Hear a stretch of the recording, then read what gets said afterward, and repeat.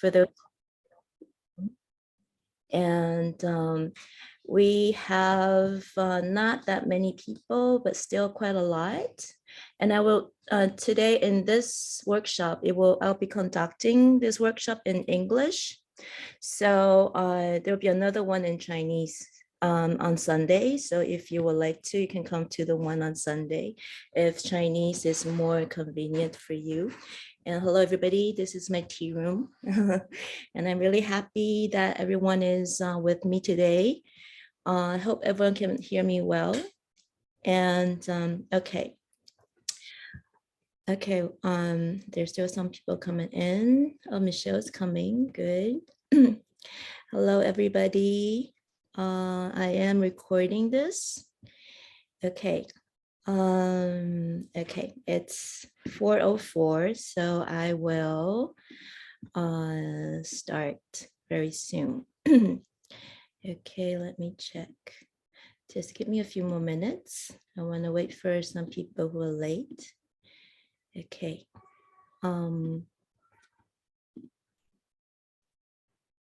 Okay, here we go.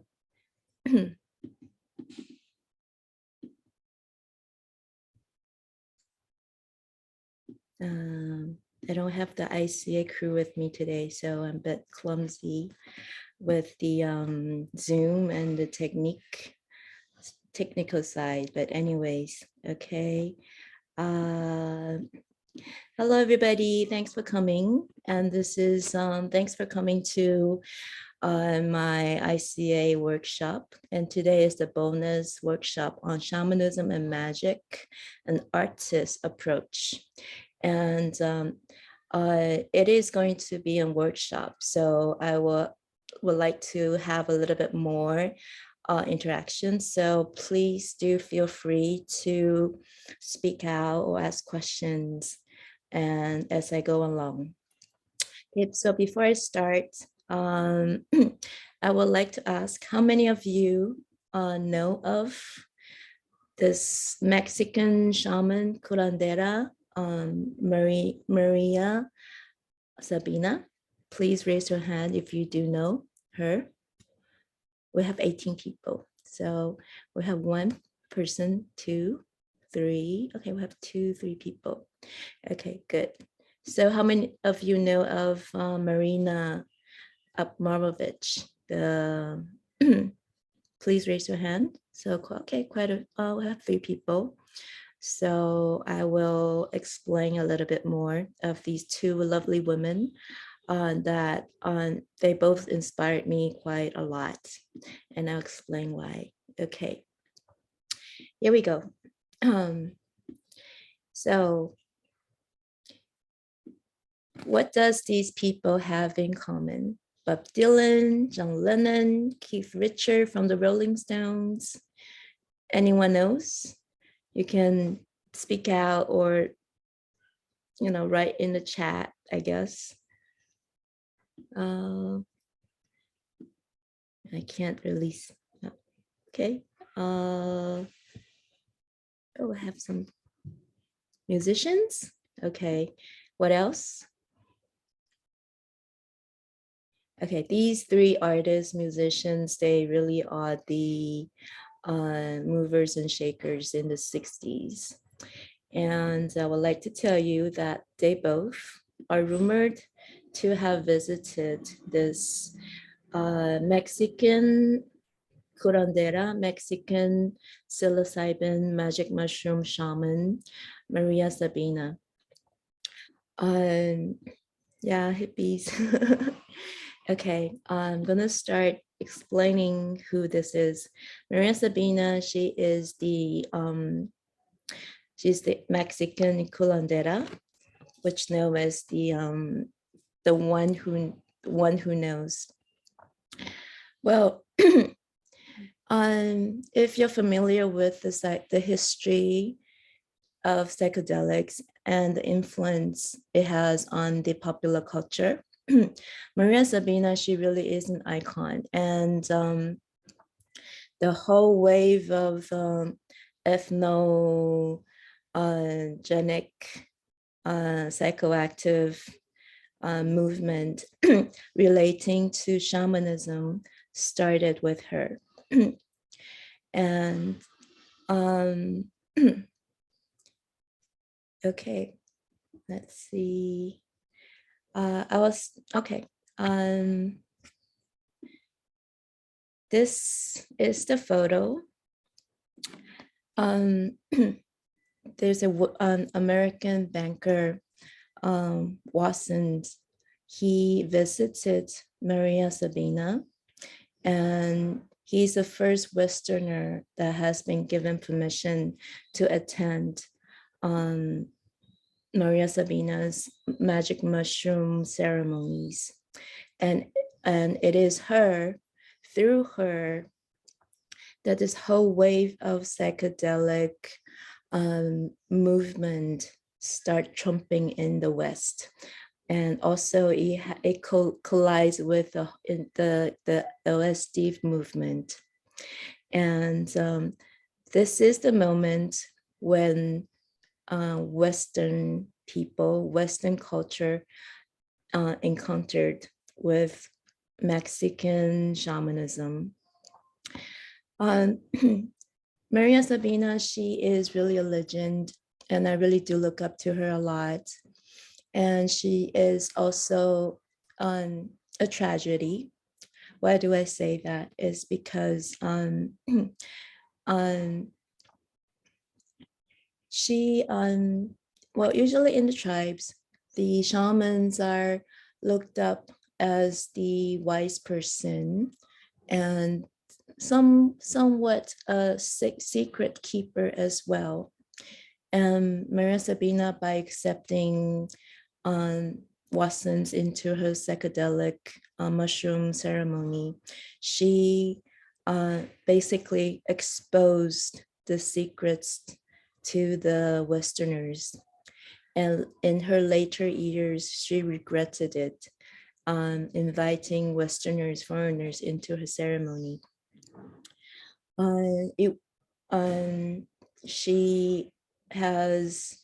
She was at the later in her life, she was accused of selling out her traditions, and her son was killed, and she even was jailed. And this whole flux of Westerners coming into her village wanted to participate in her magic mushroom ceremonies, and looking for psychedelic tripping experiences. And it basically ruined the entire heritage and culture. And unfortunately, very sadly, Maria Sabina, she does have two daughters, but none of her daughters can be wise, meaning none of their daughters, both her daughters, doesn't have the ability to become a shaman. So the magic mushroom shamanism lineage ended with Maria Sabina. And and this is where it all started on on on Life magazine. On this person, Watson, he wrote about his experiences. And so this whole wave of seekers coming from the West seeking for the magic mushroom started in the 60s. And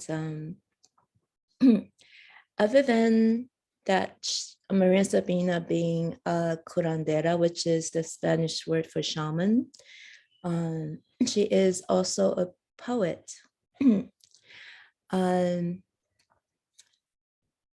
I will show you her documentary a bit later, but I would like to to go through her poetry with you. These are the words that float through her mouth while she's in a trance with psilocybin, the magic mushrooms. And she's also often referred to as the woman's spirit, because you can see, oops, let me read her lines, her poetry. she would, in her trance, in the magic mushroom trance, she would say, I'm the woman who was born alone. I am the woman who fell alone. I'm the woman who waits. I'm the woman who seeks. I'm the woman who looks inward. I'm the woman who looks under the water. I am the sacred swimmer because I can swim in greatness. I am the moon woman. I am the woman who flies. I am the meteor woman. I am the woman of the Sandal constellation. I am the woman of the King constellation. I am the star woman, God, because I've gone to these places since the beginning of time. I am the sunstone woman. I am the daylight woman. I am the woman who makes things revolve. I'm the woman of heaven. I'm the woman of good. I'm the pure woman. I'm the woman of spirit, because I can enter and I can leave the kingdom of death. It's really beautiful, isn't it? Because that's what shamans do. Shamans enters into the kingdom of death and returns. And she says, I'm the woman who draws out. I'm the woman who cleanses. This is what she chants when she's doing the healing rituals. I'm the woman who cures. I'm the woman who sits right. I'm the woman of the earth. I'm the woman who is wise in language because I'm the woman wise in medicine. Isn't that beautiful? And actually these poetry, these lines are very similar, very, very similar to some of the ayahuasca Shipipo Icaros. Okay. I would like to show everyone a video of Maria Sabina in her Valletta, which is her magic mushroom ceremonies. And then I would like to discuss with you guys. Okay, let me find the, this is really beautiful. Okay, here we go.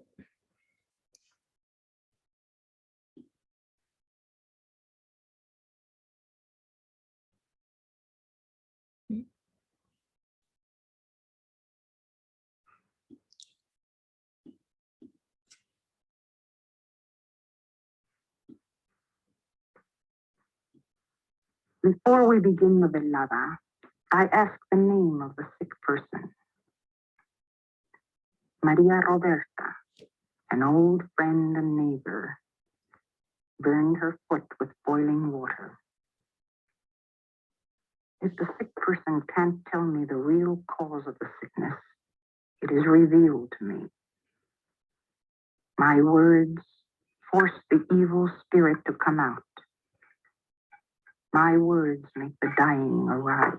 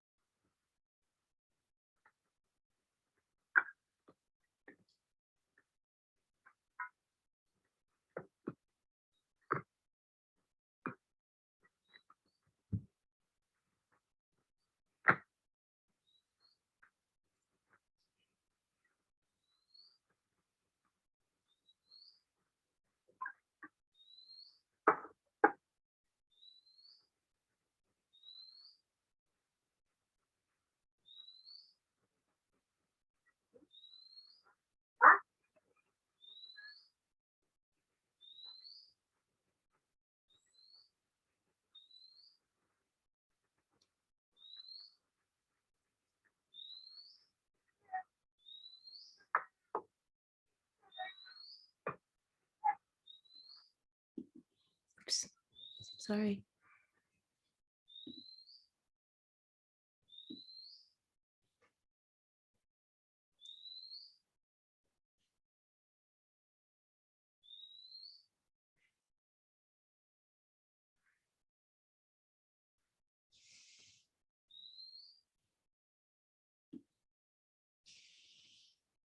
I ask the name of the sick person. Oops, sorry. I'm really not good with these. I would like to show you. I let myself be Okay, led. this is her I eating don't resist, magic mushroom. and I fall in a deep, endless well. I feel somewhat dizzy. When the holy children work inside my body, I talk to them. I ask them a favor.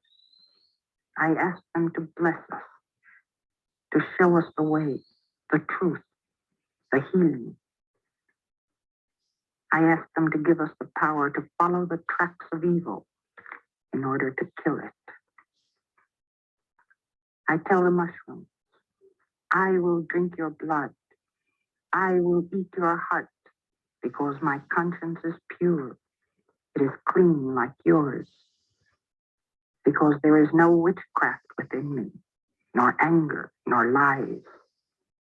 Because there is no filth, no dirt within me.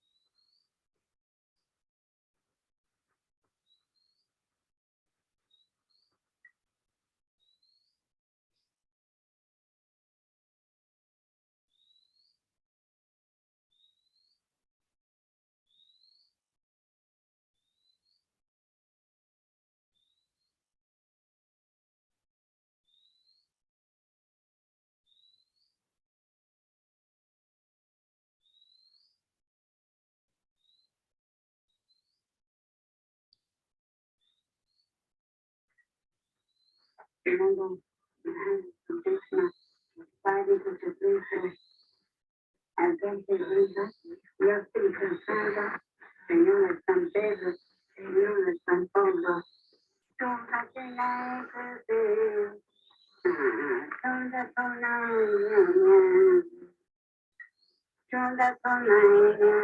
This is now she's chanting the poetry I've just read.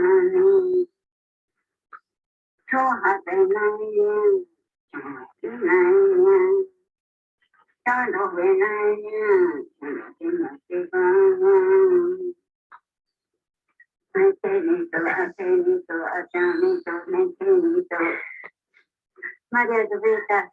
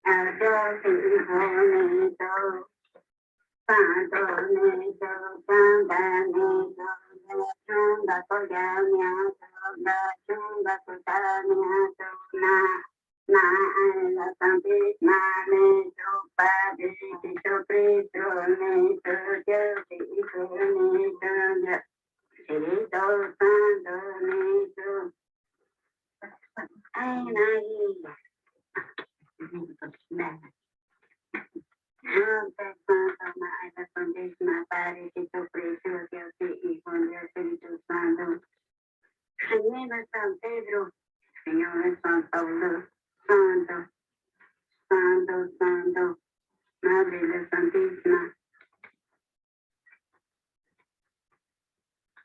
I believe this is her daughter.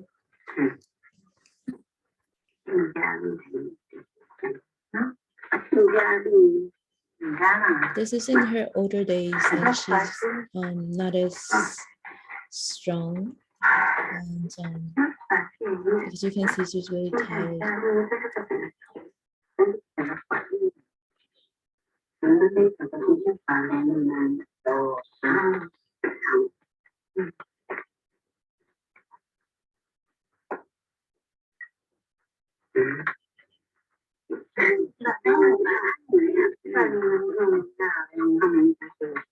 My daughter Apollonia helps me to pray or to repeat my language during the ceremonies.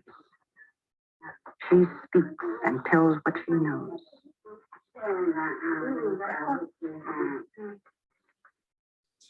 I know a lot of shamans, curanderismos, like in mushroom, working with mushroom or ayahuasca. They all do the same. They often massage their bodies in the ceremony.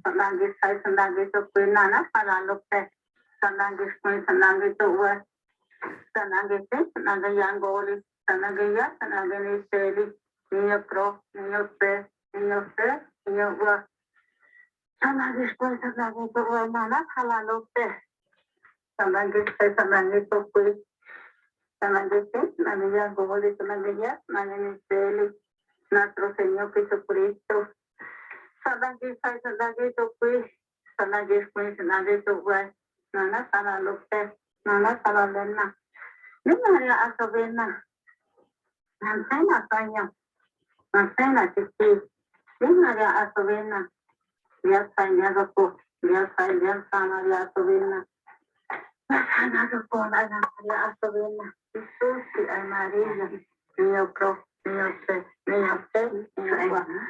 So let's fast forward a little bit.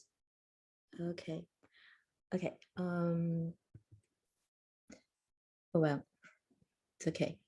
I was going to show you the part that she's conducting healing on the patient.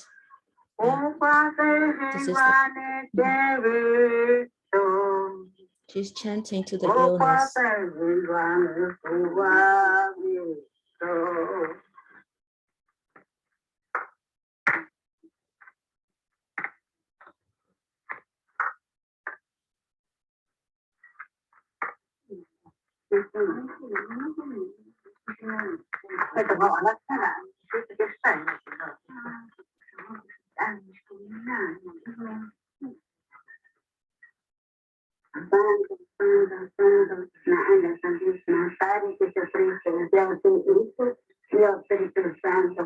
Señor San Pedro, tomando una ala sanguínea, Padre Jesucristo, Dios Espíritu Santo, Señor San Pedro, Señor San You can see she's trying to heal the patients with plants and chants.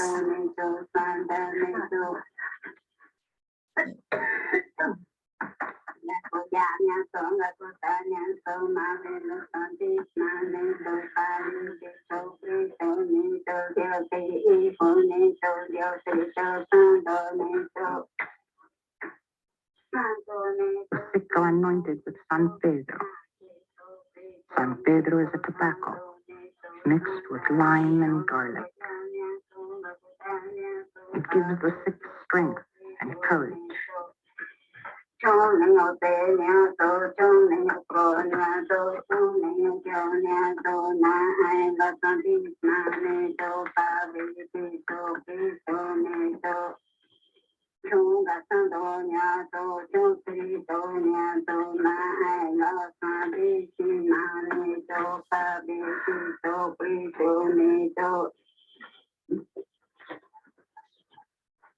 Santo, Santo, Fernando, saca la sangre, la ala santísima, San Pedro, San Pedro, Santo, Santo, Santo.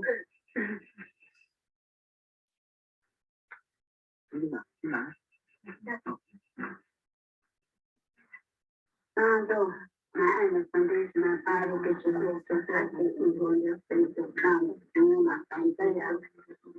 Señor San Pedro, San Pablo, Santo, Santo, Padre Jesucristo, Dios el Hijo, Dios Espíritu Santo, Fernando, Padre Jesucristo, Dios el Hijo,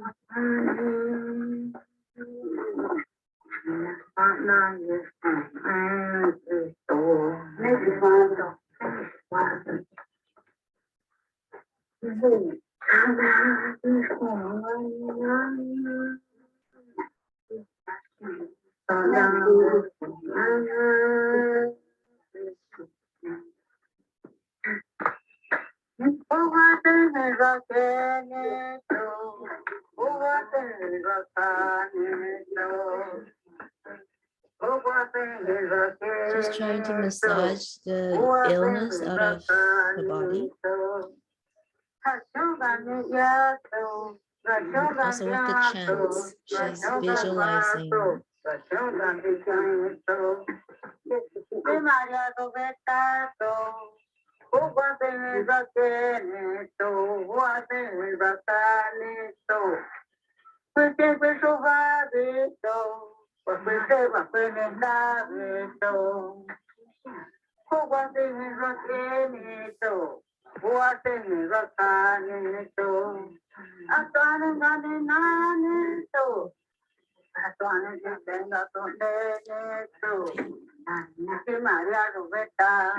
I would like to proceed to this is Maria Sabina's ceremony, and I really do have she's my big inspiration. And okay, I would like to discuss something that I believe is very important as of now, because we are touching upon the topic of psychedelic plants. Okay, there is definitely a lot of bias around psychoactive substance and plants. And I would like to initiate a discussion, and hopefully I get some respond. I hope I can discuss with all of you. Okay, if you search on Google engine and you type in the word psychedelic, and the dictionary will come up with these words: hallucinatory, kaleidoscope, multicolored, crazy, experimental, mind-blowing, trippy, freaky, consciousness expanding, hallucinogenic, mind-bending, mind expanding, psychoactive, psychotomimetic, and psychotropic. All these words are related to psychedelic. And as you can see, it's usually indicate some level of chaos and hallucinatory experiences. And of course, this is what most people commonly would think of when we speak of psychedelics. However, I would like to introduce to everyone a new word, a new way of understanding psychedelics, which is the word holotropic. I'm curious to know how many of you have heard of this word before. Please raise your hand. One person have. Okay. Okay. I would like to introduce this word to everyone. Holotropic. This word is coined by psychiatric Stillness Grove. This guy is still alive. I almost bumped into him in Israel First, I would like to explain who this person is. Stanley Grove, he's the person who invented holotropic breathing. There is a breathing technique that you can use that will facilitate or bring you into a mind expanding experience, which is said to be very similar to LSD. And Stanley Grove, he is also the person who have done the experiments around psychoactive substance.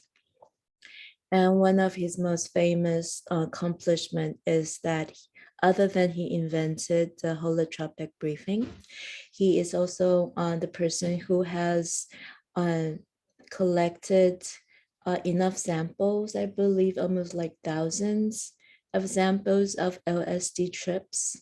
And he actually mapped these people's, these participants like LSD experiences and mapped their experiences into consciousness levels of maps. And he compared it with the yogis and all these high yogis consciousness expanding experience, and somehow they do match. So he is the pioneer in the field of psychedelic studies and consciousness studies. And he coined the word holotropic. Holo means turn towards something, moving into something. Tropic, meaning whole. I mean, holotropic. Okay, excuse me. So basically, holotropic means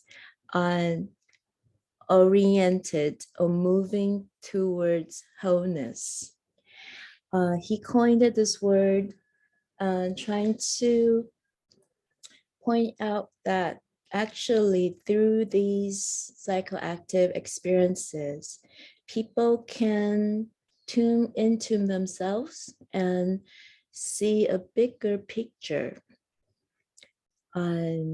So this is what I would like to introduce to everyone. And why is this important?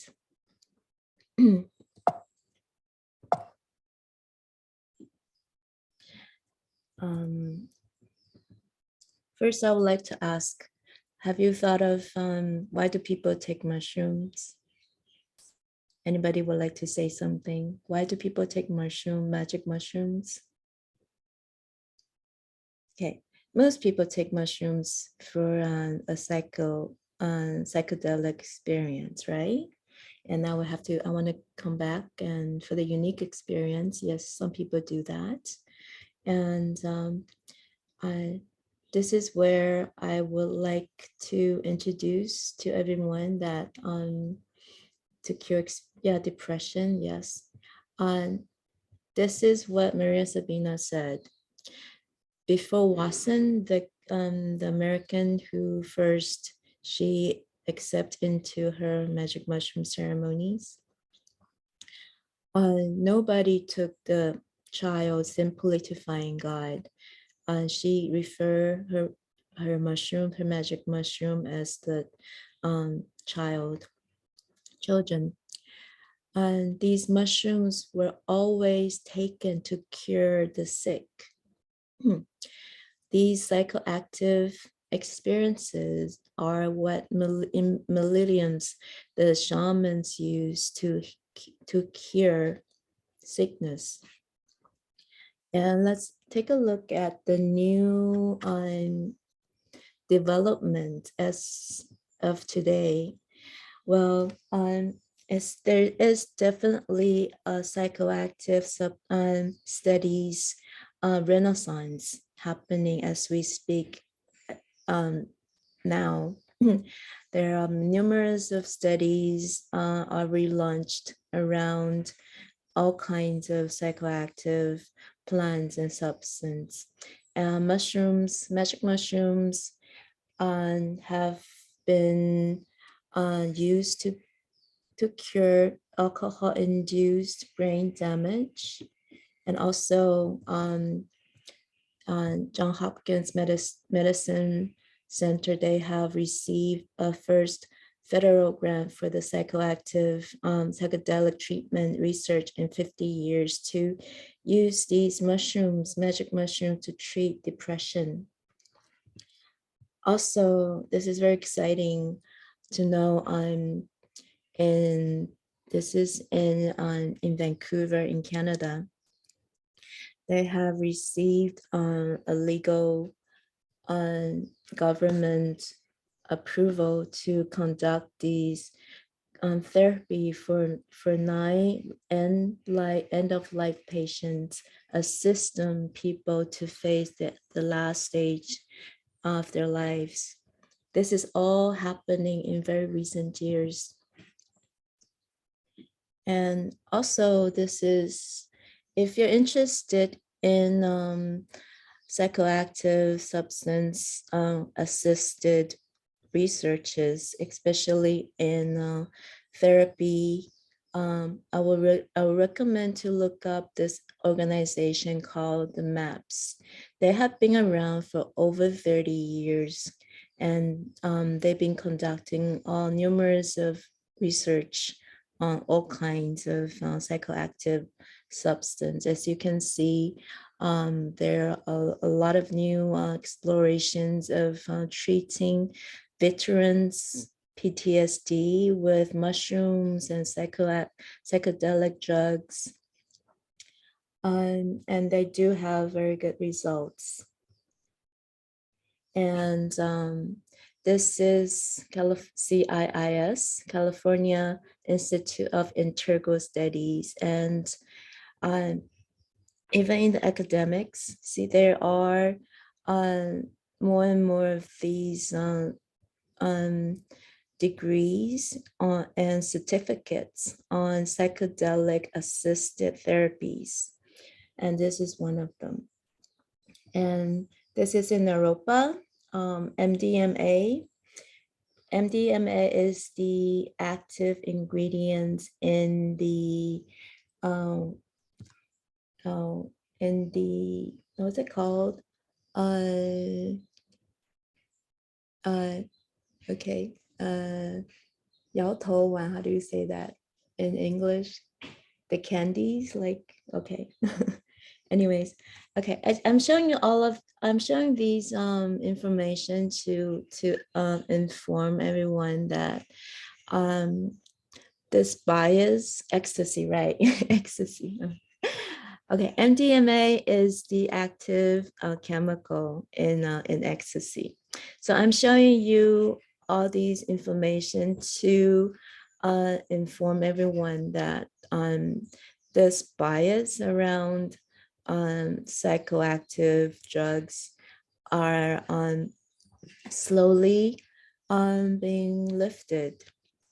And well, if we talk about ecstasies, we'll think of people taking drugs in the clubs and getting into fights or getting drunk and getting into trouble. And the schools would tell us never do that.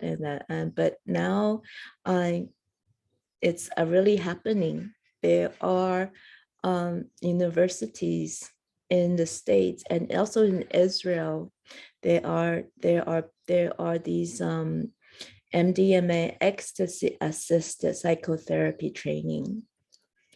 And I have met some of these therapists, and there are definitely some trauma that are not very inducive with other techniques.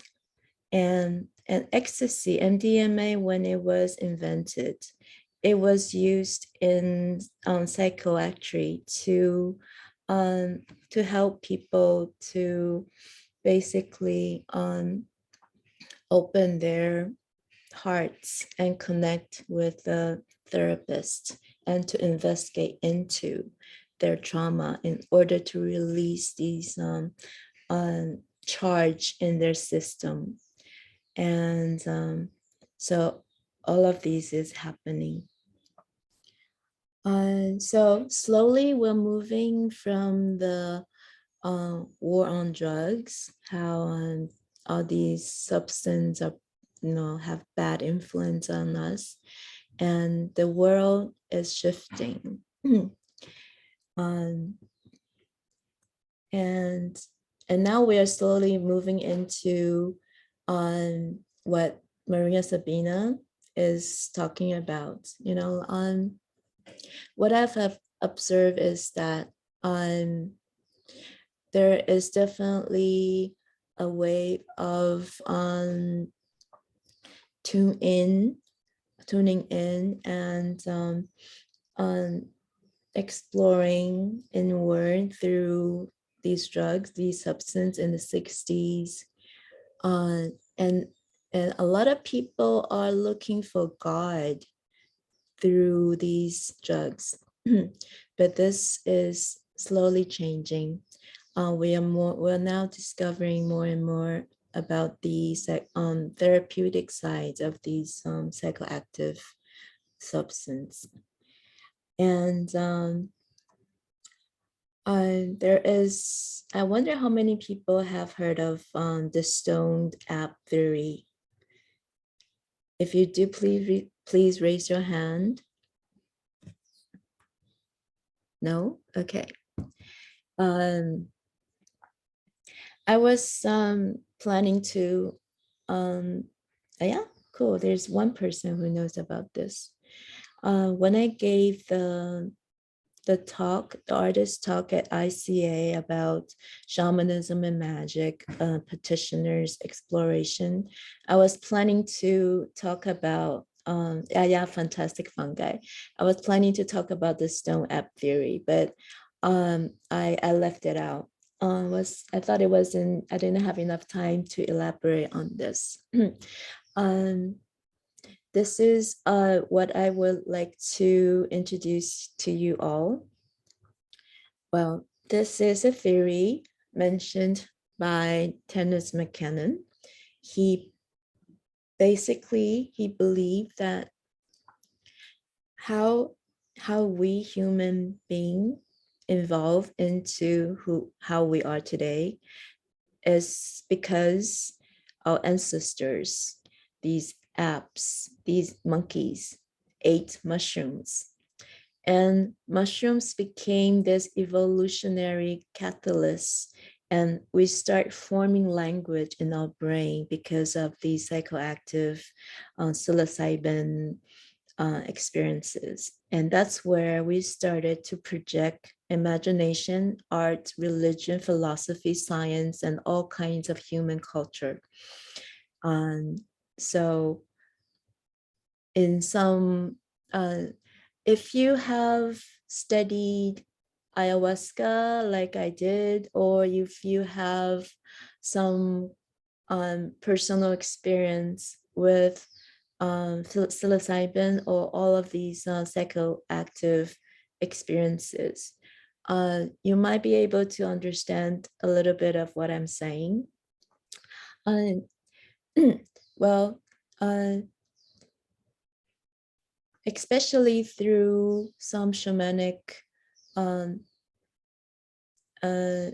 psychoactive plants like ayahuasca or magic mushroom, they tend to have a plant spirit wisdom in these experiences.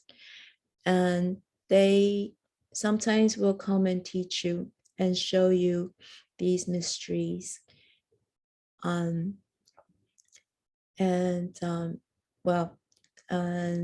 So okay, so this is what I would like to share about Maria Sabina. And the reason why I wanted to talk about her because it's because I do work with ayahuasca. I do work with plant spirits, and I somehow can relate to her chanting these poetries in her ceremonies, and how she is, yes, and how she is um, translating all these messages through her body, and and chanting it into her patients, and trying to look into the patients through her chanting, and seek for illness and cure and expel these illnesses. And it really is a very deep process of learning. And I also believe that this um, place where she stepped into while she's in her magic mushroom trance. Just like in her poetry, she mentioned about she can enter the land of death. And she is wise in words because she is wise in medicine.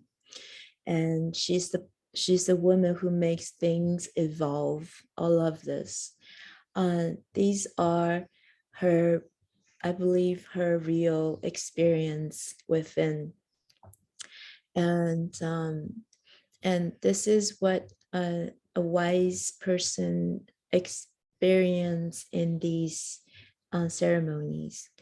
And these places where she visited, I also believe these places are also where art, poetry, philosophy, all these things originated.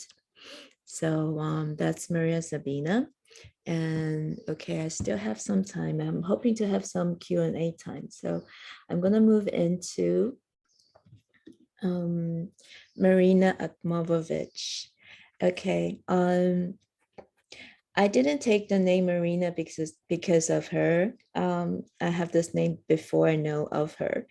But she is definitely an inspiration for me as well. Okay, I would like to ask how many of you is a fan of Marina Akmovovich and know of her work? Please raise your hand. There's three, only three? Okay, okay.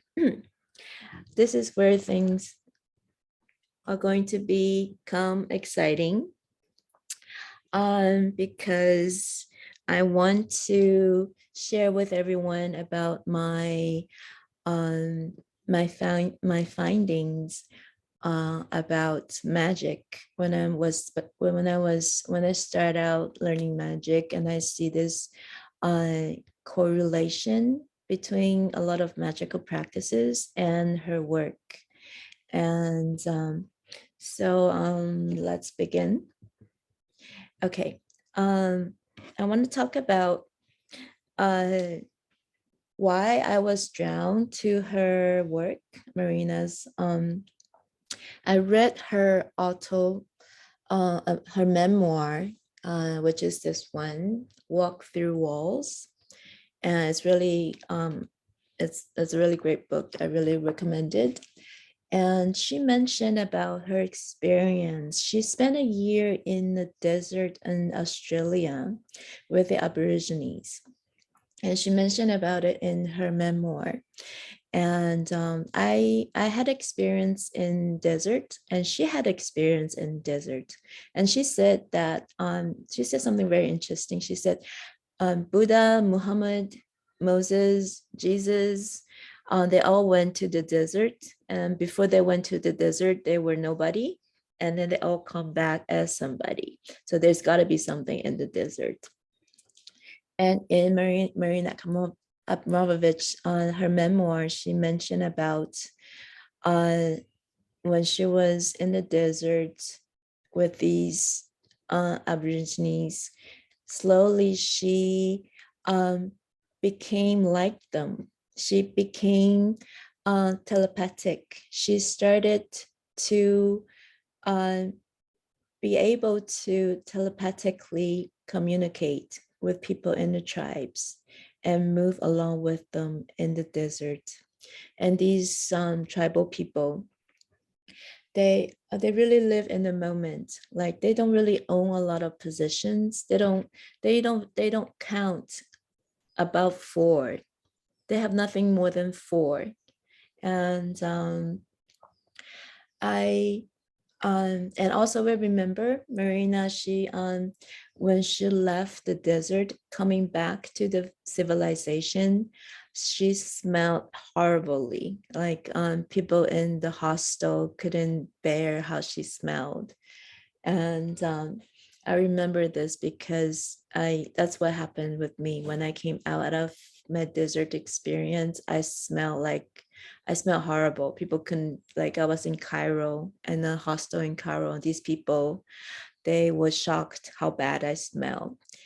And I also had some level of telepathic, I did have these uh, telepathy with these people in the desert. And uh, what I would like to share with you guys now is that when people talk about telepathy, people thought of it's some kind of like supernatural ability, but I don't really think so. I think everyone can do it, but the reason why it's not possible for most people is because, well, if you want to telepathically communicate with another person, uh, which means you cannot lie.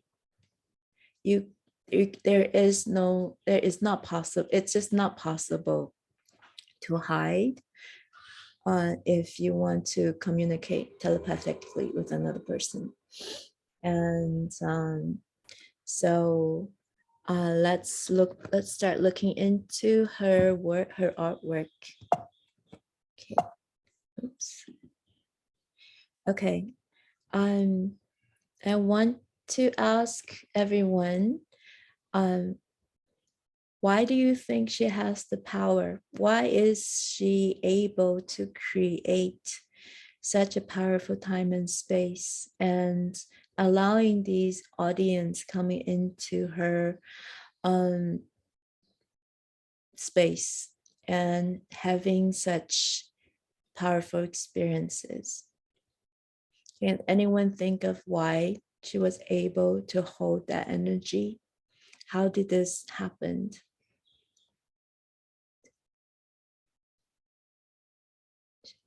How to navigate emotions and fear?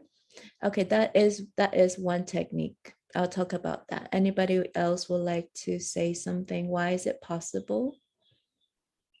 This might not sound so appropriate, but I think also the people that come to her performances are somewhat conditioned. Like they want to accept or receive or be under the influence of her as a performer or her art, you know, power, if you can call it that. So I think that's partly part of it, like a kind of, conditioned submission to her. Okay, that is definitely one aspect. And okay, someone said she is empty. Okay, that is a technique as well. We'll talk about that. Anyone else would like to say something? Okay, okay, and then let's begin. She's channeling. Okay, uh, I don't. I personally don't think that she is channeling, because I don't feel like she's channeling any specific deity or spirit. And her vibration will attract something coming in. Uh, she's the woman of nature. uh, yeah, I guess so. Her vibration could attract something coming in. I'll talk about that too. Okay. Anyone else would like to say? Why do you guys think she's able to do all of her performances and her power? Where she gets her power? Through our eyes, long time staring will convey something. Okay, that's true as well. Okay, I want to move into uh, physiological gnosis. Okay, for those people who have come to my artist talk, I talked about gnosis. Gnosis is the Greek word for knowledge, and in magic, it also means it's another word for magical trance. Magical trance. If I dissect, analyze Marina Akhmovovich's work with magic, this is where I will start. I believe what I saw is that she uses a lot of physiological gnosis techniques, which means she uses a lot of physical magical trance techniques. And I'm going to start to introduce these techniques to everyone. Okay, these magical gnosis, there are basically two main modalities. One is inhibitory mode, and one is excitatory mode. In another word, more understandably, I think, is sense one, and it's two opposite. It's two opposite of the same coin, and it does the same thing: sensory deprivation and sensory overload. If I'm also wondering how many of you have heard of Aleister Crowley, the infamous magician of the 20th century. If you do know who is Aleister Crowley, please raise your hand. We have one person. On two. Okay, three. Okay, I'm gonna give a little bit background about magic current, they say. Okay. I'm gonna keep it very, very simple. As you guys can imagine, these magic occult arts are not meant to be public, and often Kate on some people even say that these magical knowledge are royal science. They are kept for these royalties. If you can use your imagination, people 100 years ago, 200 years ago, most people cannot even write or read. And so don't even mention about studying magic. So these people, these magical occult arts are very much kept secret. And it's this person called Aleister Crowley. He's the first person who popularized magic. And so basically anyone who studies magic or wanting to tap into magic knows about it in one way or the other, knows about Aleister Crowley. And I'm going to quote him. He said once, and I think it's very useful. He mentioned about mind control. And he said, I'm going to read this. He said, there are two methods of becoming God, the upright or the averse. He said, let the mind become as a flame or a pool of still water. It is during these moments of single-pointed concentration or gnosis, which means the magical trance, that beliefs can be implemented for magic and the light force induced to manifest. So basically, there are two main modality. One is inhibitory, one is excitatory, sensory deprivation, and sensory overload. I hope that is not too complicated so far. And it's gonna get more and more interesting. Let's move on. Oh, my sound disappeared. Is everything okay?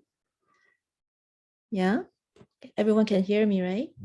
Okay, okay, good. And this, now it's good. Okay, good. Okay. This is a chart from one of my magic books. And these are the main techniques for inducing magical trance, which is the gnosis. As let's look very quickly through. One is the from the inhibitory mode, you have the death posture, magical trance concentration, sleeplessness, fasting, exhaustion, gazing, hypnotic or trance inducing drugs, and sensory deprivation. And that's only one end of the spectrum. And the other end of this spectrum is the excitatory mode, which is we have here sexual excitation. That's basically what all the sex magic is about. Arousing, using the sexual arousal to build up energy to do magic. Emotional arousal, fear, anger, and horror. Okay, I would like to explain right here the reason why people use fear or anger or horror to build up emotional intensity. Is because usually it's much more efficient. That's just the makeup of human. That's how we are. It's easier to, you can also, you actually can also build up this energy through love, but it's just not as efficient. It takes more time, and that's why there's a lot of rituals built deliberately around trying to scare people off, is to build up that emotional intensity. They are not necessarily evil. They're just a technique to build up the intensity. And also we have here pain, torture, flagellation, dancing, drumming, chanting, right way of walking. That is the opposite of gazing. This is just these two are the two sides of the same coin, gazing and right way of walking. It's a practice that some people use. And also using drugs, and also deliberate over breathing. Well, I'll show you some examples later. And so basically all of this is the other spectrum of these are the sensory overload. So basically there are two main ways of inducing magical trance to accommodate, to contain that kind of energy that Marina Akhmatovich is able to project in her work.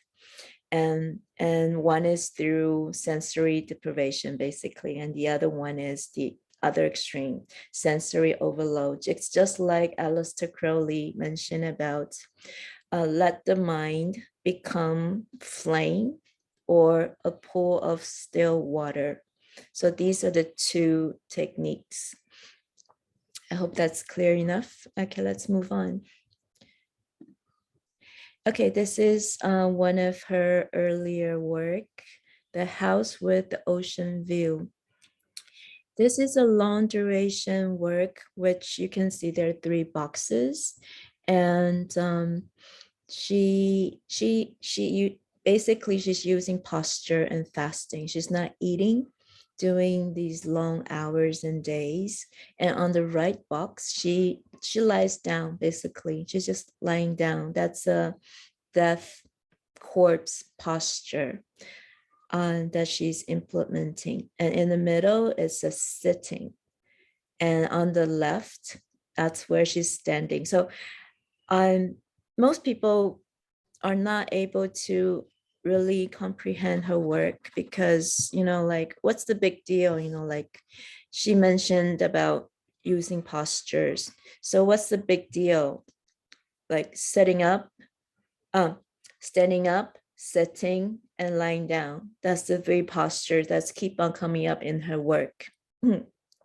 So what's the big deal? It's just standing and sitting and lying down. And it took me a long time to understand this as well. And there are a lot of magical practices implementing postures to engage in our psyche, to open up gateways in our psyche and do magic. And this is an actual practice that's been done in magical practices. And so basically she is using it in her performances. It's quite obvious. And okay, let's see. Okay, this is one of her early work as well, The Lips of Thormus. And as you can see, she is putting on herself a lot of pain and torture. She's basically, hitting herself. And this is her in her performance. And these brutal, violent, painful practices are actually very common in the monastery. There has always been these practices to induce pain, to see God, to enter, to bring a person to the threshold, and then their mind and their consciousness will flip over to the other side through pain. In some monastic texts, they will say like something about pain is the doorway, and they are using pain to basically to find God, to reach God. And it's very obvious that she's using this technique in her work. Okay, let's move on. Okay, this is her earlier work as well. As I have mentioned earlier, there is a technique on forced over breathing. This is also this technique has evolved till today and became a lot of breath works. If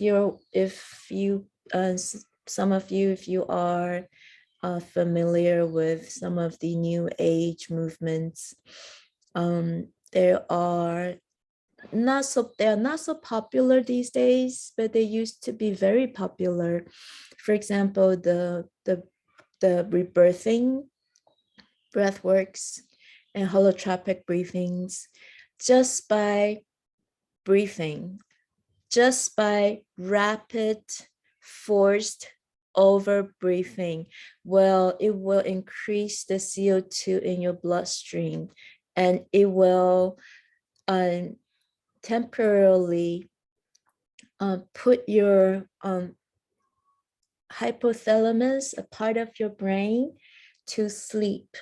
And that will basically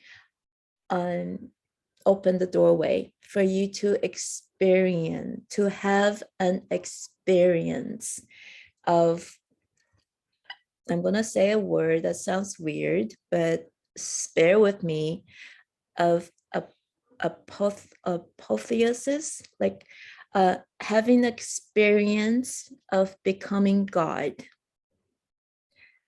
It's not, it's, it's not exactly a near-death experience. It can be similar to a near-death experience, but I would say it's a little bit different. Apotheosis. I'll explain that a little bit later. So here it is. This is Marina Akmovovich, and on the right, she is putting her face onto this huge ventilator, that giant dryer blower on her face. So she's forcing herself to overbreathe. And on the left, this is Marina and her lover Wulai, and this is one of their piece. They're exchanging their breathing between both of them till they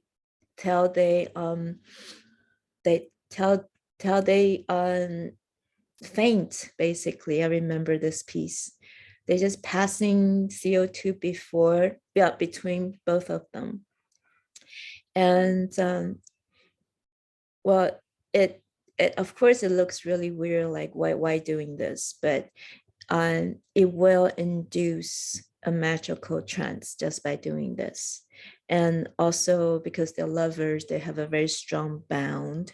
So an experience being Marina doing this forced over breathing with her lover Ulai, which they are very psychically bound, I believe, as well. They are born on the same date. They telepathically can communicate, like they will finish off each other's words. So they do have that kind of connection. So it's actually, I think, after I understand these magical gnosis, and after I kind of understand what she's doing, I really think that this is a very beautiful performance art piece. Okay, okay, posture. See, Marina, she's using a lot of posture in her work, death posture in her work, and also sitting and standing. So what's the big deal with posture? It's just she's just lying there. Well, I don't think anyone can convey this other than you experiencing it yourself. And a lot of her work is very much experimental, which means that's the reason, I believe, that's the reason why she's able to channel or hold that kind of space and energy for those people, for her audience to come into her space and kind of got revolved into her vortex. And it's really a very magical thing. And part of it is because I believe the intensity of her actively pushing herself into the threshold of her consciousness through these sensory deprivation or sensory um, overloading, and that does create an energetic field. And also, I believe that somehow people are able to communicate non-verbally. There's a lot of telepathic communication with her work. And another term I would say, and I do believe this, people, we are, after all, we're all animals. We do have instincts. And that's where she addresses. And she is using her body as a tool to contain that energy. And cells talk to cells.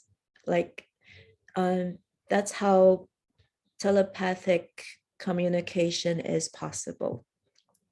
We can telepathically receive another person's information if we're willing to.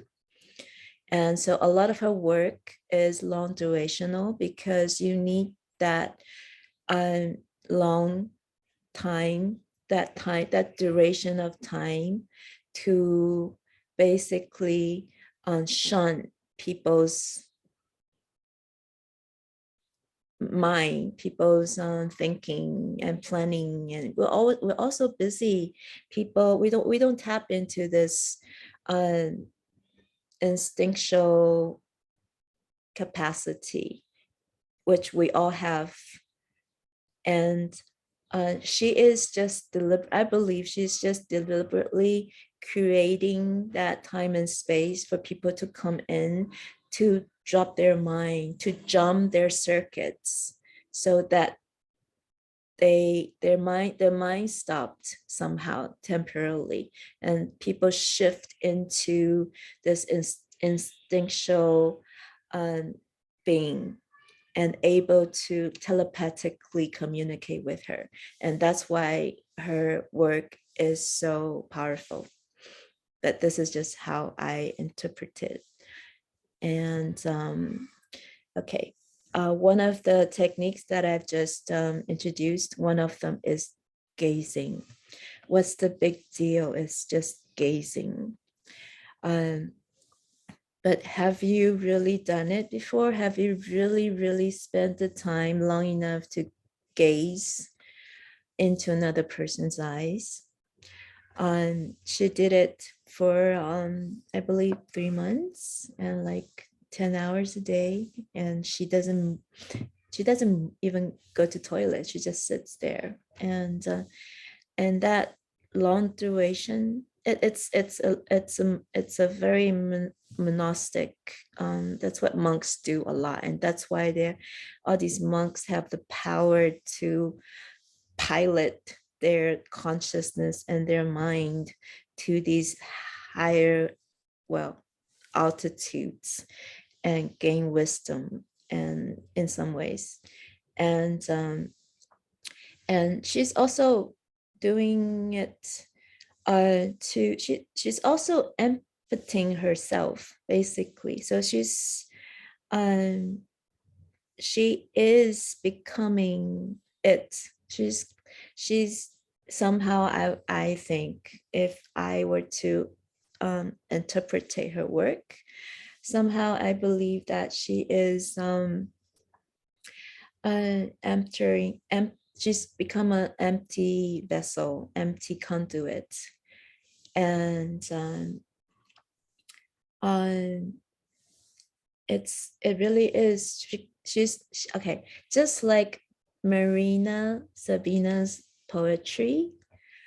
She uh she she's able to go back to the source, or she's able to cross over to the land of dead.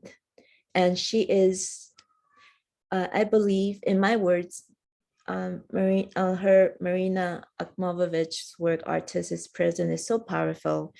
She's able to hold that powerful space just by gazing. Is because she was in between worlds. A part of her is on the other side, the land of the dead, the kingdom of dead, or you can say the before the time of mind, the beginning of time, whatever you call it, the other side. And but her physical body is here. And she is in between two worlds. And that's why she's able to hold that powerful space, allowing her audience to come and look at these photos. They're so beautiful. These are her audience who came in and sat with her, gazed into her with her. And many of them cried, and many of them mention about it's a very powerful experience. It's almost a religious experience. And let me look at the time. Okay, we still do have some time. Good. Okay, I would like to continue. Okay, I hope you guys are still engaged. These are very exciting topics for me. Okay, part of what I've just introduced in the beginning, a way of projecting or in engaging magical trance is there's a technique, so simple, concentration. Okay, this is her, Marina Kmovovich's. There was a period of time she was trying to establish her method, Abramovich method. And part of her practice is for these people to come into a space with these ear blocks, basically, just like so people don't hear anything, and just count rice. That's her practice. And another practice that she gave people is to drink water. Drink a glass of water, using 20 minutes to drink a glass of water. Do it so slowly you feel everything. And this is so simple. This is anyway, she's also using people's energy and attention, right? Yes. She does use people's okay. Yes, she does.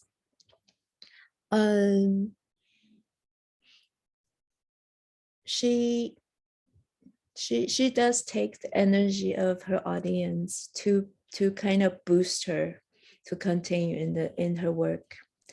And okay, let's come back to concentration. It's so simple. Counting rice, what's the big deal? Drinking water, what's the big deal? But if you really allow yourself a day, 2 days, 3 days just doing this, you will learn a lot. And all of your senses will engage, will open, and it will become a spiritual, religious experience. And I've been asked to give people like magical practices. If some people wanted to practice magic, and I will say that, well, this is one of the things that you can start with. You cannot learn this by just listening to me talking about this. You have to do it yourself. If you're willing to engage deeply, you will learn things. And if you're not so patient enough to sit down and go through this process, I can give you another much more sexy and interesting practice, which is a lot of magicians will practice charisma, which means it's a very slow sexual act, but you do not climax. You are using sexual excitement to build up energy to do magic. But this is her method, right? Yeah, this is not, she didn't invent this. She didn't invent any of this. She just knows of it and she used it to create her work, to hold that powerful energy. She does draw a lot of ideas and techniques from everywhere. Shamanism, Buddhism, I guess. And yeah, so let me continue. Okay, this is her work, Rhythm Zero. And I really, I think it's a very powerful piece. I really love it. And I really recommend people to look up. This is called Rhythm Zero. Okay. Okay. As I promised, I want to introduce to everyone this, it's a, I would say it's a magical technique as well as knowledge, apotheosis. It's an experience of becoming God. Okay, I think Marina Akmovovich is able to hold that kind of energy and that kind of powerful space and time is because her inner world has shifted and she became like God. She reached a threshold and then she experienced somewhat a godlike state. And it's called apotheosis. And it is also quite scientific. Okay. I'm just going to show you this YouTube channel, this YouTube click. And I think he did a really good job explaining it. So I'm going to show you and just show you this, wait, this one. Okay. I think he did a really good job explaining this. So I'm just going to show you this YouTube. Where we talk about esoteric concepts. And today we're talking about apotheosis, which may seem like a relatively blasphemous topic to some viewers. I hope I'm not shocking too many people when I tell you that apotheosis means the experience of the self as God. Now, that doesn't mean that apotheosis means that you go around believing that you are God. It is the belief that we only experience a small amount of what it is to be ourselves on a daily basis, and that through certain techniques, it is possible to experience more of what it means to be oneself, to the point where you experience what it's like to be complete. And that completeness and perfection is temporary, to say the least, but it is a very useful experience to take with you into the future. Apotheosis. So if we take the self as our daily experience of what we are, that is, our body, the parts of the mind that we experience on a day-to-day basis, the way you think of yourself as existing in the world, that is just a very small part of what actually makes you you. On top of this everyday self, you have the subconscious mind, which, well, some people say that it's the horses which are actually doing the pulling of the cart, while the self is in charge of pointing out the direction. The subconscious mind is actually doing most of the heavy lifting of what happens to you. It's what you experience when you are dreaming most of the time. And you'll notice that, of course, dreams sometimes require interpreting, and not just sometimes. They have a language all of their own. They don't manifest themselves in logical neocortex understandable or accessible ways, the subconscious tends to express itself in symbols. Okay, so then beyond the subconscious mind, there's the collective unconscious, if we're following Jung's model. If you can get past those layers to more general layers of your mind, which are actually accessible, you can experience yourself as God. And from that perspective, you can see how limiting and reduced this little me or you it actually is. It's not something that you can experience permanently. Maybe it is, but it's not recommended, and I'll tell you why. It's because the self does need to keep itself alive, right? We have a hypothalamus, which is basically, here we go, over here, more or less. And this part of the brain, this hypothalamus, what it does is that it keeps our bodies alive. It's what makes us breathe without thinking about it. It's what makes our heart pump without thinking about it. It's what makes us hungry. It's what makes us thirsty. It's what makes us want to procreate. It's what makes us want to survive as an individual and as a species.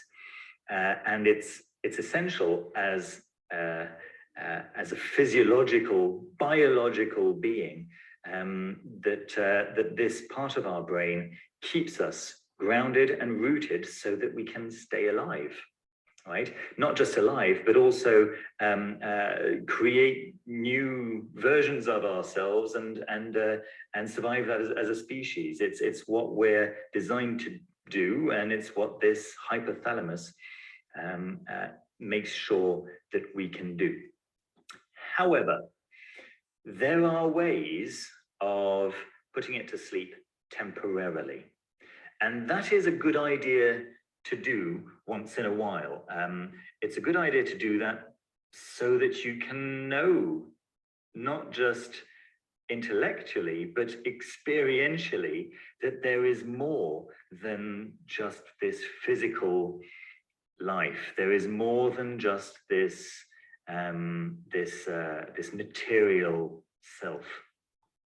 And what happens is that when you put this hypothalamus to sleep, you can experience a lot more of what is accessible to the mind than you could if it was working and making sure that you're thinking about eating, sleeping, drinking, rather keeping yourself hydrated, interacting with other humans, procreating, and doing the other things that keep you alive, right? So once again, this is a vital part of you. If you damage it, it's a problem. But you can deprive it of sugar, you can deprive it of oxygen temporarily, and it just stops working as well as it used to, okay? So that's what, for example, Aldous Huxley did when he took 0.4 grams of mescaline, basically depriving his hypothalamus of sugar, and experienced reality in a new way, in a way that he wasn't used to, and subsequently wrote The Doors of Perception. Another way of putting it to sleep is to deprive it of oxygen, and you can do that by increasing the amount of CO2, carbon dioxide, that's in your bloodstream, and you can do that by breathing exercises. So yogic breathing, of course, can generate a much higher level of carbon dioxide in your blood, and thereby put to sleep your hypothalamus. Another way of increasing carbon dioxide is singing in a lot of churches, people sing before anything particularly spiritual is supposed to happen. And they sing for quite a long time, hymns and carols and so on and so forth. And it increases your carbon dioxide, puts your hypothalamus to sleep, and puts you more in touch with these larger layers, okay? Makes all of this a lot more tangible to you, a lot more accessible to you. All right. The same thing in some evangelical churches where they like speaking in tongues. So absolutely increasing the amount of CO2 in the bloodstream. So there we go. Various techniques for putting the hypothalamus to sleep. And once you've experienced apotheosis, of course, that's done. You don't have to experience apotheosis on a permanent basis. There's a nice story in which let's go with a man is secluded in a dark room. And all he knows is that when he was going into the room, he saw that there's a snake in the room. And he's in there for quite a long time. And he's just terrified that in this dark room, which he can't see, there is a snake somewhere in there. And he's really, really frightened, he's terrified. And then one day, the door opens and someone turns the light on just for a moment. And he sees that it's not a snake, it's a rope. And then the light goes off again. Suddenly, his fear is gone.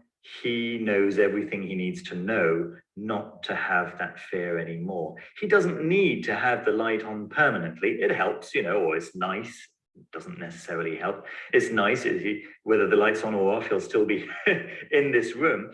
But now that the light has been on just for that little fraction of a second, he knows that this is not a snake, it's a rope, it's nothing to fear. And therefore his whole experience thereafter is completely changed. So in that sense, it is useful to experience what it's like when your hypothalamus is not working 100%. And putting the hypothalamus to sleep is not by any means the only way of experiencing apotheosis. There are psychological means of achieving the same thing. Okay. This is a very good explanation, I think. So yeah, this is the end of my workshop. Oh, I see that Michelle, you have been raising your hand the whole time, right? Oh, you have questions? Because I'm really low. No, I don't. I forgot to lower my hand. I'm sorry about that. Okay. So I have concluded what I have prepared for today. I hope it's interesting and inspiring in some ways. And so I still have some time. If anyone would like to share your thoughts or questions, please do. You can just, unmute yourself and talk. And if no one would like to ask questions, I'm just happy that that everyone is here. And thanks for Michelle and ICA and for all the yeah. Okay, we have E2 Wang. You want to talk? Hello.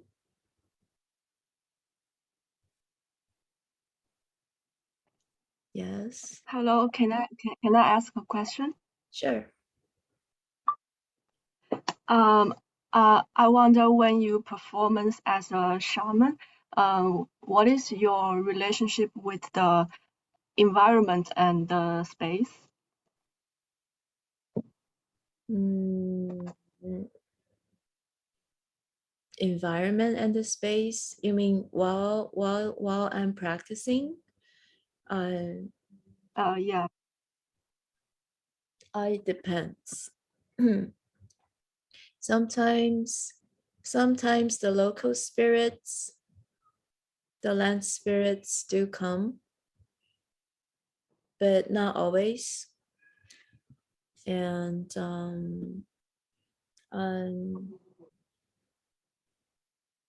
and they always do the natural the actual physical natural environment do play a part of the entire process.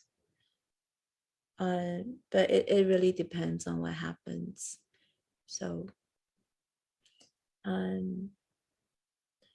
one experience that I remember was that I was leading a ceremony in a country, and I just felt the land spirit is really dead. There's really no, it's not alive. And then later I found out that that's where they dump their nuclear waste.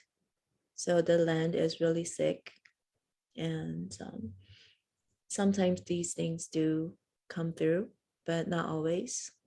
And they're sometimes significant,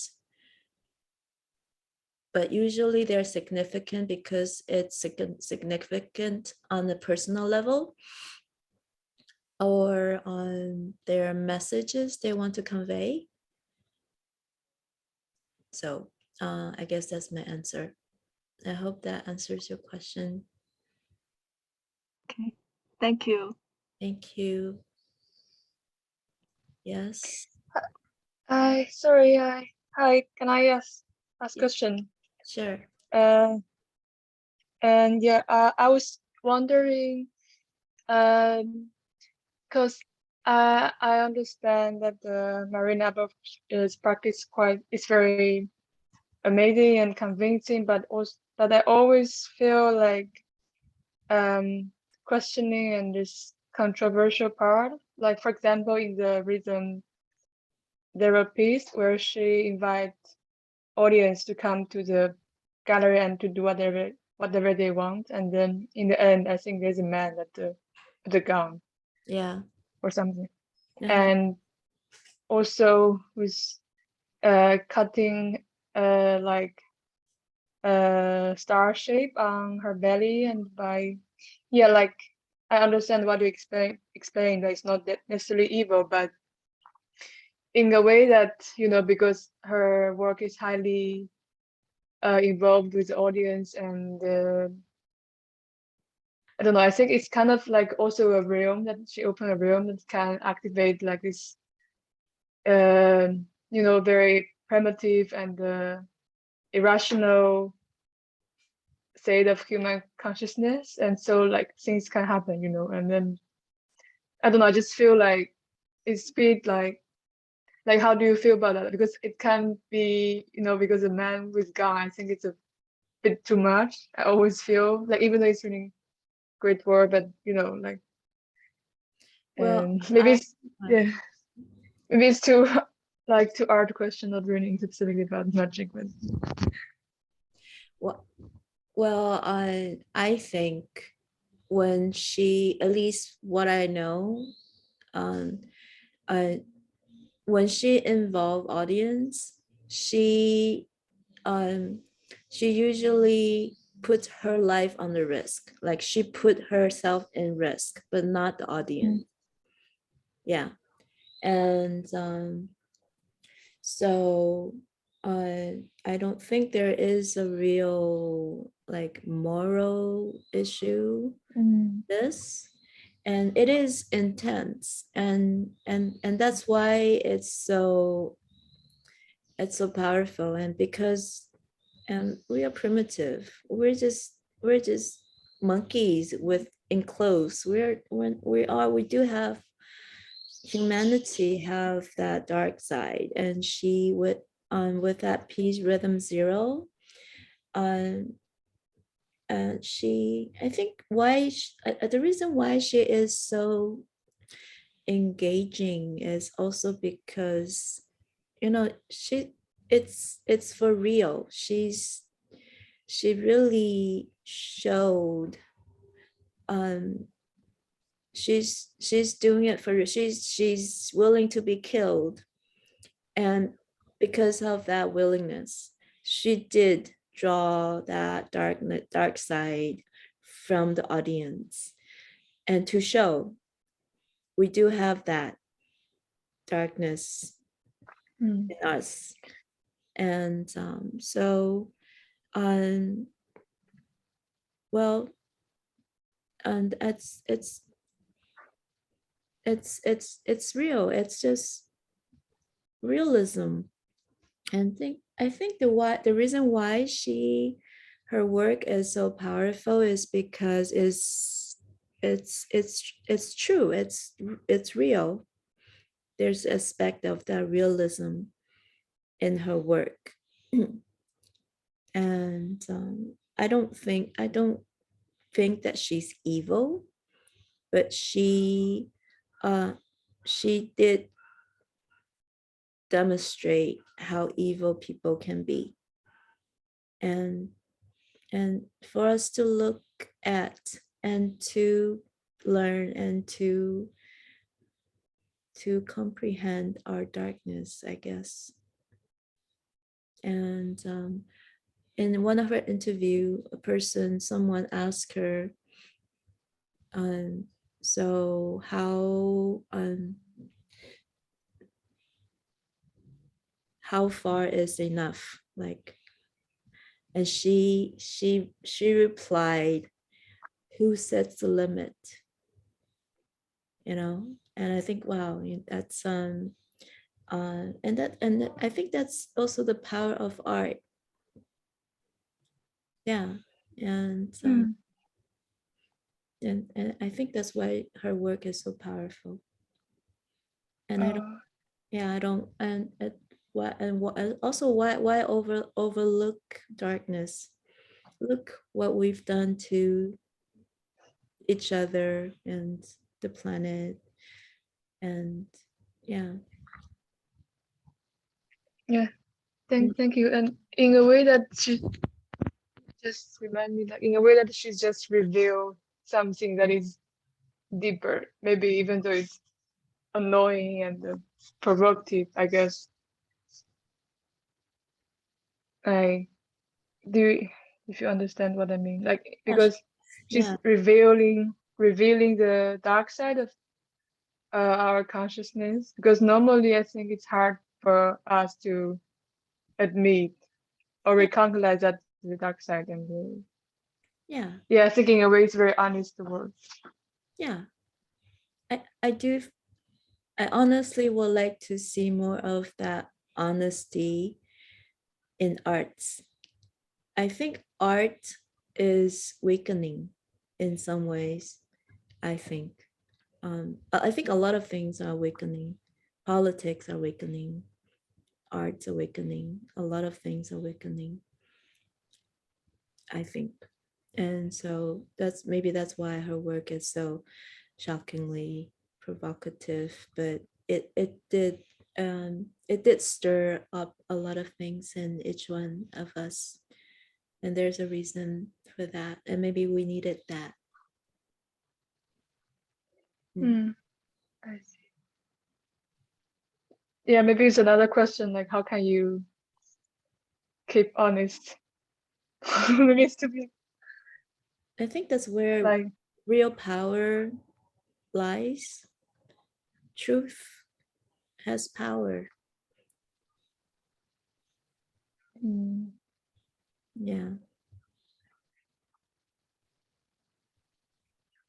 Mm. yeah. Thank you. Thank you for all these answers. Thank you. It's really inspiring. Thank you. Excuse me? Yes. Yeah, I have a question. It's like many years ago, I read a paper on peyote hunting in Mexico. In that time, I really not so, because in that time I really have no shaman experience, so I cannot understand that ritual. And could Peyote, you the cactus. yeah, Peyote. yeah, peyote hunting, Yeah. and also I know a book is about peyote dancing. Yeah, Yeah, and I yeah. want to know whether, yeah, could you explain the similar part or is a different part between between it with the uh, mushroom ceremony? I'm not quite sure I understand your question. Hmm.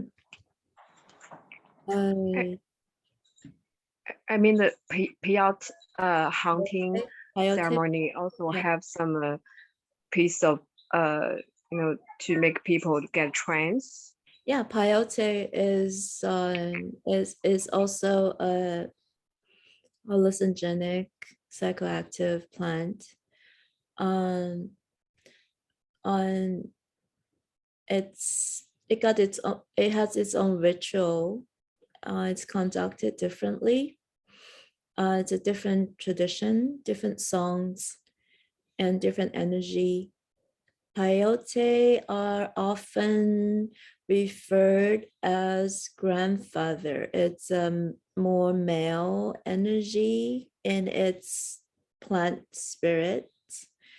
And traditionally, you need to first cleanse. You need to do a cleanse. You need to fast and cleanse yourself for several days, and then you walk into desert.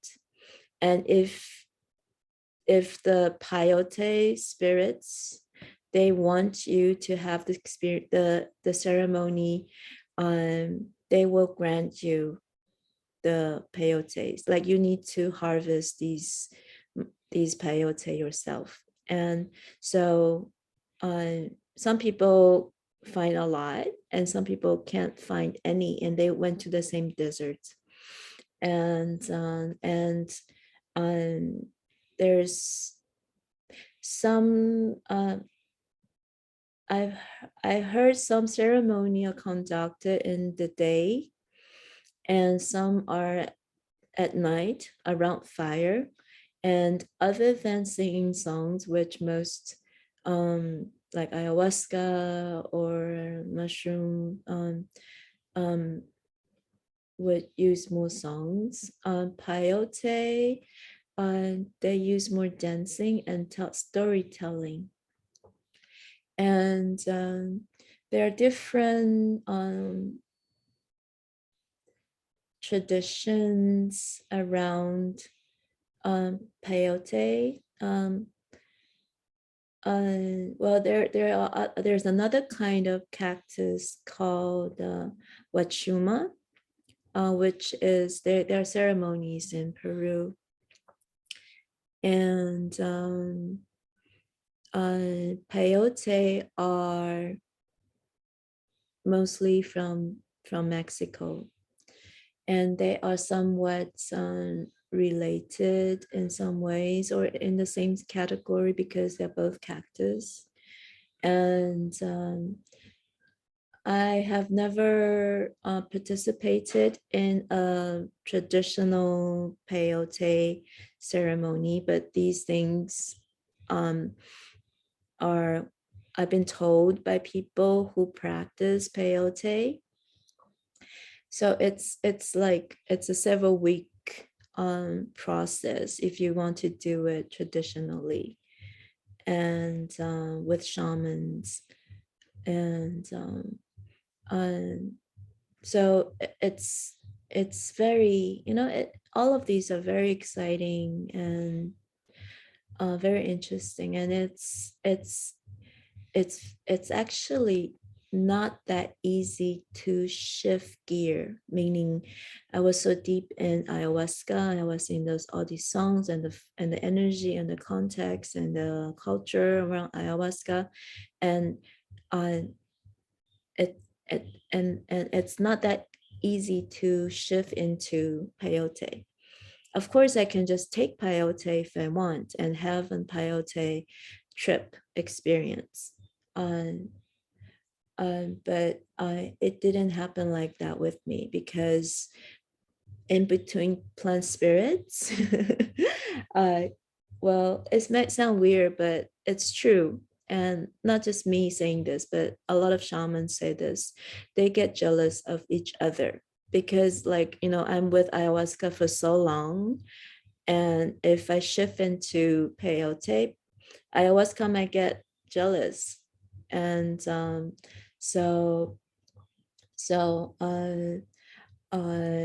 there are these things. So I'm deep in ayahuasca, and I learned from both Shipibo tradition, the tribal traditions, and the tribal lineage, and the mestizo. So I am my inner establishment, knowledge, library, songs, and my power on circuits around plant spirits are predominantly structured, constructed around ayahuasca. So, of course, if peyote or Wachuma calls me, I will go and meet them and greet them, but it hasn't really come in a powerful way. I do meet people who takes them, but I'm not interested in just taking them. And in Wachuma, which is another kind of cactus, the ceremonies are, what I know of is that they will construct two mesas, two tables. One table is the table of light, like, and the other table is the table of darkness.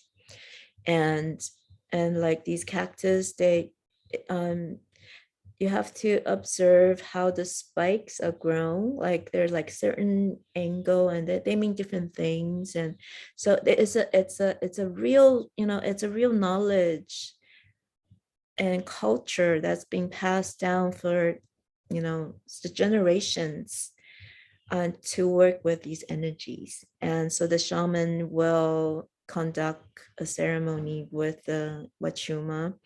So basically bring the negative stuff onto the the dark table, and bring the goodness from the light table they work with.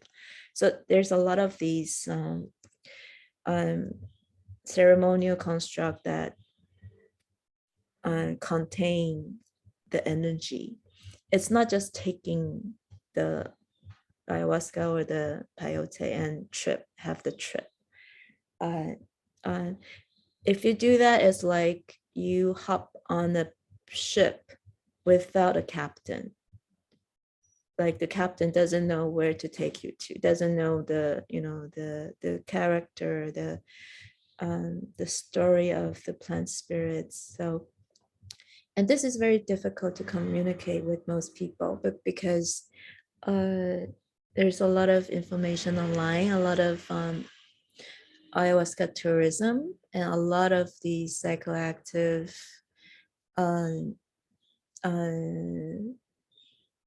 experiences. And there's just people are just drowned in these documentaries and experiences. People taking this mushroom or taking this peyote or drinking this ayahuasca and saw this and saw that, and it a lot of times it's not connect to the plant itself. So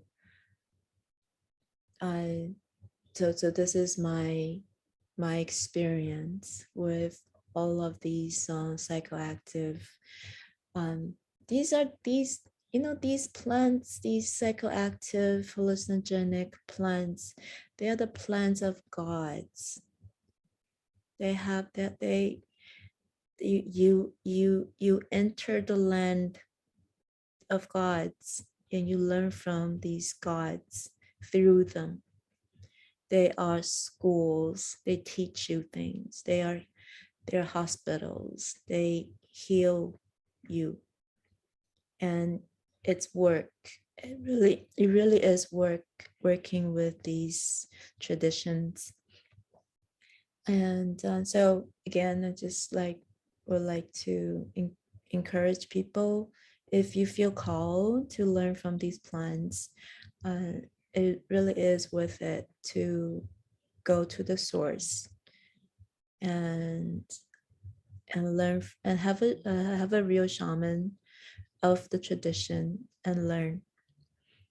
And it will save you a lot of energy and time and mess than you just taking it by yourself or using it as a drug, I think.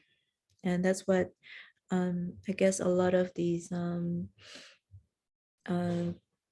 curanderismo around plant spirits, these shamans around using all kinds of these plant medicine will like to educate most people. It really isn't just you know, recreational thing. There really is but yeah, I really would like to restore the dignity of these plants. Yeah. Cool. Thank you. Thank you a lot. Okay. Do we have any more questions? Are there any feedbacks? What do you guys think of the workshop today about Maria Sabina and Marina Kmalovic? These two are like my inspirations, and I really do learn a lot from these two beautiful, amazing women. Yeah. Any more questions? Okay.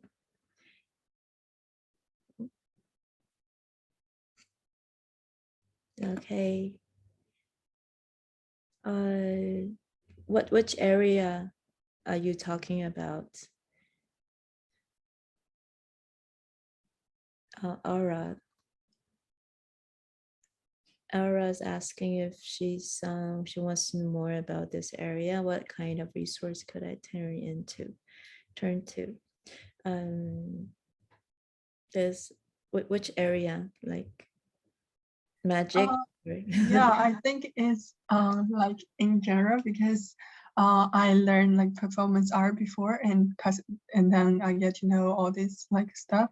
But I also wanted to kind of learn more about I don't know, like learn more about magic maybe, because I feel like there are so many different ways. Like you mentioned about like yeah, I feel like these spirit things exist in many different things. So I was kind of at a loss if I want to know more about like in general this stuff. Okay, on magic.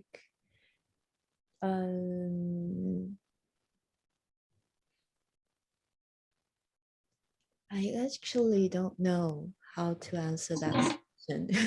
So this is actually, it brings up an interesting point, if I might hop on to Aura's question, because I think what her question maybe points to is the question of authority, or if there's like an authoritative or established sort of source, or, you know, you pointed out a few resources in the beginning of your presentation if you're interested in psychedelics, research related to psychedelics or advocacy for psychedelics and psychology or therapy. You showed us, you know, the MAPS organization. So I think this is a good question for anyone that's interested in learning further or reading further. Do you personally believe there are authoritative sources for this kind of information and learning, or do you think it should remain kind of more decentralized and a very sort of personal kind of discovery? Okay, I think there are academic occultist informations out there. And yeah, this is a debate between occultists and mystics.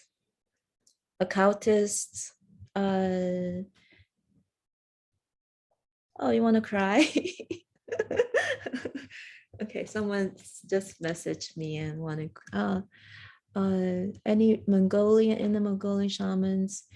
Okay, someone CG asked about Mongolian shamans. I went to Mongolia, not in the Mongolia, but Mongolia, and I found my shaman there, and they took me to their shamanic expedition, and I trained with them.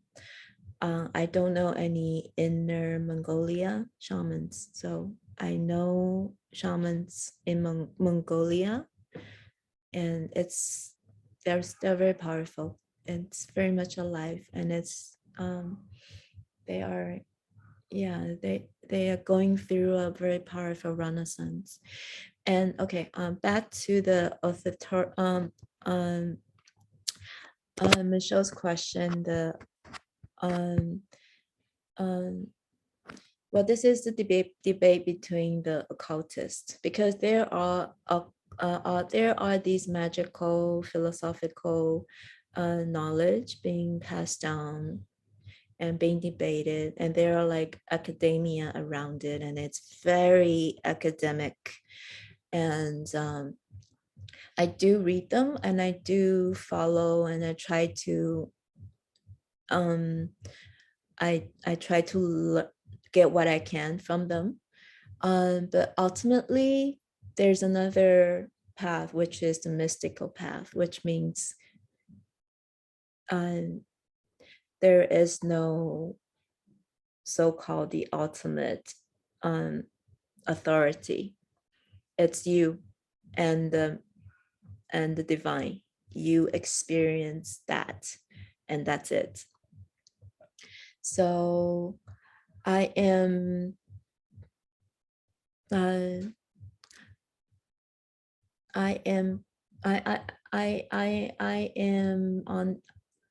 I'm kind of 50-50.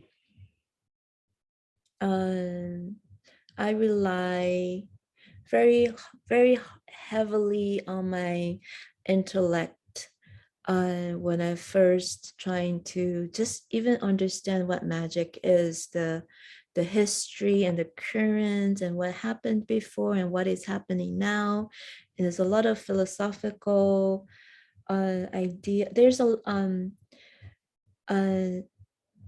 there are okay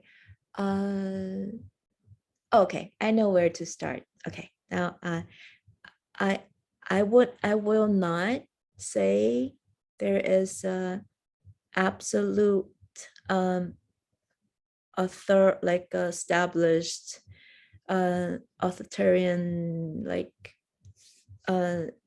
be all end all kind of like some organization or someone to look up to, because it's constantly revolving.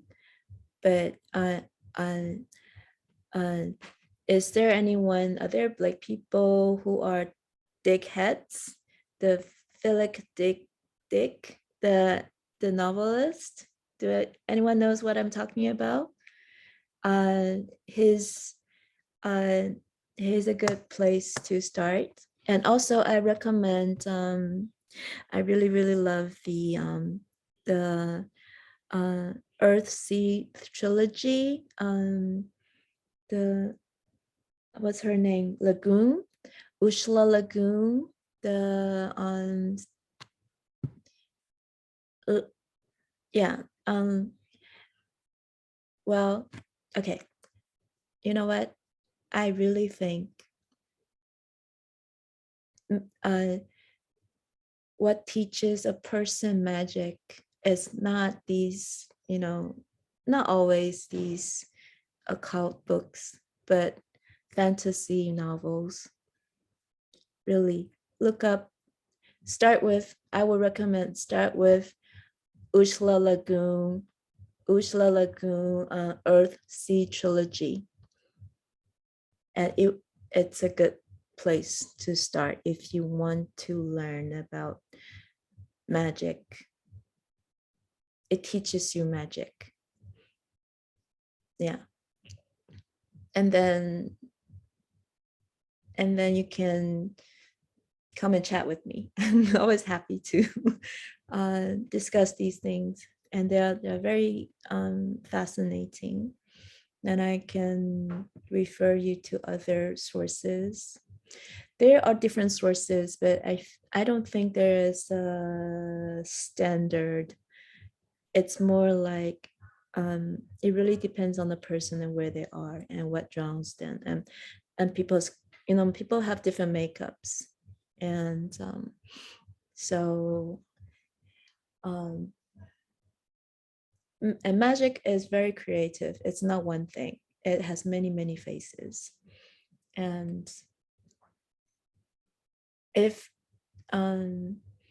yeah, and I try to avoid these. There's a lot of like, these like battles between like ideologies and these scholarly debates around who's right and wrong. And sometimes they're expensive. They expand these visions, but a lot of times they're just in a very small cage trying to, it's an ego trip, and that's not fun.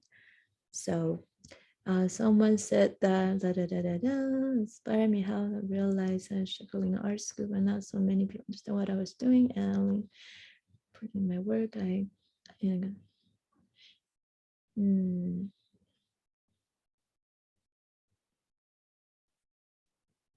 Okay.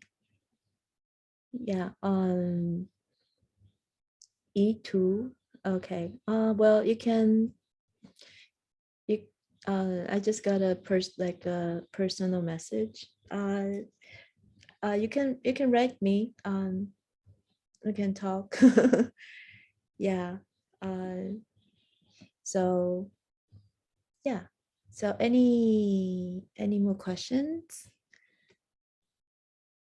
If yeah, if we don't have any more questions, I really recommend everyone to look up Philip K. Dick and Ursula Le Guin, these two amazing fantasy authors.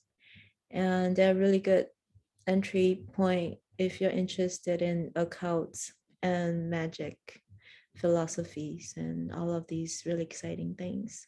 And thank you all for coming to my ICA workshops and to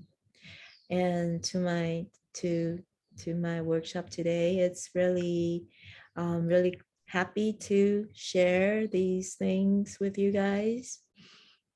I'm really happy to talk about these things to anyone actually. And I don't know. I somehow some part of me want this to continue. Like it would be fun to share these ideas, and also I really like to talk to different people around the world about these exciting, always revolving, inspiring topics around shamanism, magic, art, and all of these things. So please feel free to connect with me. You can email me or whichever way you feel comfortable. So guess that's about it. Do you have any more questions? If not, we will conclude today's workshop, and it will be great to hear from you guys. If you would like to write on your feedback or what you would like to know more, or if you want to I'm also hoping to hear some feedback. So I'm really happy to communicate these things, and maybe you will inspire me to, I don't know, maybe start a YouTube channel. I just want to keep this flow going. And also thanks to Michelle for conducting all these workshops and talks and all these hard works. And it also pushed me forward and inspired me to share. So I'm very grateful, and I had a really, really good time. And yeah, I hope everyone is well. And yeah, don't feel shy to write to me. So bye-bye. Okay, I'm gonna close off. Thank you, guys.